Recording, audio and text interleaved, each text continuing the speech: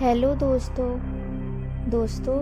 आज की कहानी का नाम है ब्रह्म राक्षस। आज मैं आपको ब्रह्म राक्षस की कहानी सुनाऊंगी। दोस्तों, अगर आपको मेरी कहानी अच्छी लगती है तो प्लीज़ सब्सक्राइब, लाइक और शेयर ज़रूर करिएगा। दोस्तों, मैं नई यूट्यूबर हूँ, प्लीज़ आप लोग सपोर्ट करिए और लाइक करिए, तो मुझे लगेगा कि आप लोग मेरी कहानी को पसंद कर रहे हैं। प्लीज़ आप लोग ज़रूर सब्सक्राइब करिएगा, लाइक करिएगा और पूरी कहानी को एंड तक देखिएगा।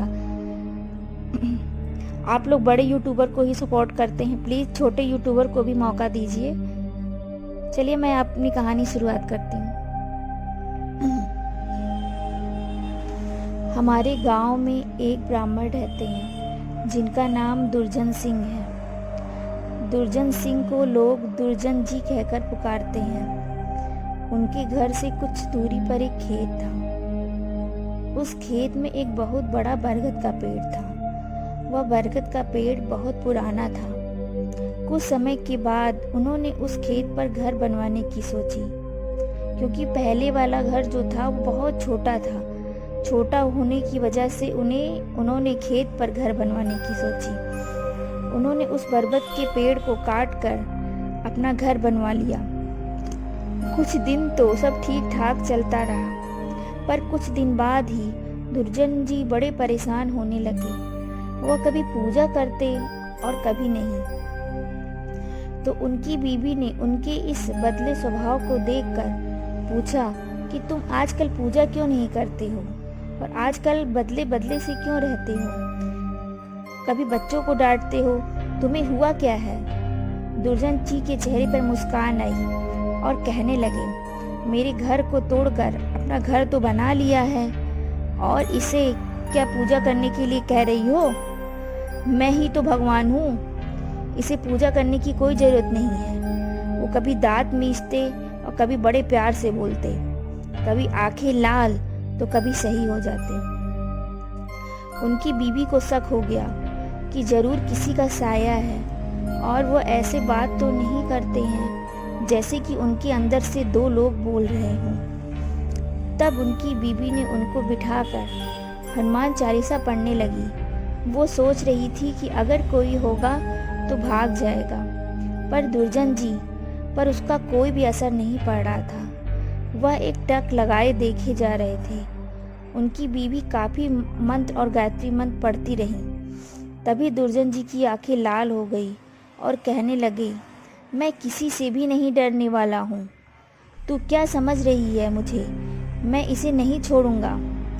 तब तक उसका छोटा बच्चा भी वहाँ आ गया। दुर्जन जी ने उसे जोर से पकड़कर अपनी तरफ खींचा। ऐसा लग रहा था कि मानो उसका सिर को कच्चा ही चबा जाएगा। उसकी मम्मी बोली कि बच्चों को छोड़ दो, इसने तुम्हें क्या बिगाड़ा है, तुम्हारा क्या बिगाड़ा है? दुर्जन जी की पत्नी ने अपने बच्चे को अपनी तरफ खींच लिया। उसने फिर पूछा, तुम कौन हो? तुम कौन हो और मेरे पति के अंदर क्यों आ गए हो? आप इससे हमें क्या चाहते हो? आप हो कौन? तब उसने कहा कि अगर अपना भला चाहती हो तो बरगद के पेड़ को लगाओ, जितना भी हो सके पेड़ लगाओ, फिर मैं बताऊंगा कि मैं कौन हूँ और फिर मैं चला जाऊंगा। तब दुर्जन जी की बीवी ने 101 पेड़ बरगद के लगाए। एक दिन उसकी पत्नी ने देखा कि आज दुर्जन जी सुबह उठकर पूजा पाठ कर रहे हैं। तब दुर्जन जी के अंदर जो साया था वह मुस्कुराया और बोला, मैं तुम्हारे पति को आज छोड़ के जा रहा हूँ। तुम सदा सुखी रहो और तुम्हारे आचार विचार बहुत अच्छे हैं। मैं ब्रह्म राक्षस हूँ। वैसे तो मैं किसी को भी नहीं छोड़ता और किसी से डरता भी नहीं हूँ। तुम्हारे पति ने मेरे बरगद के पेड़ को काट दिया था, जिस पर मैं हजारों सालों से रह रहा था। मुझे गुस्सा तो आया, पर मैं तुम्हारी अच्छाई के कारण ही मैं इसे छोड़ रहा हूँ। तुम्हारे पति को छोड़कर दुर्जन जी अचानक से तब उसने पति को छोड़कर चला गया। तब दुर्जन जी अचानक सही हो गए। दुर्जन जी की बीवी आंखों से आंसू निकल आए और रोने लग गई।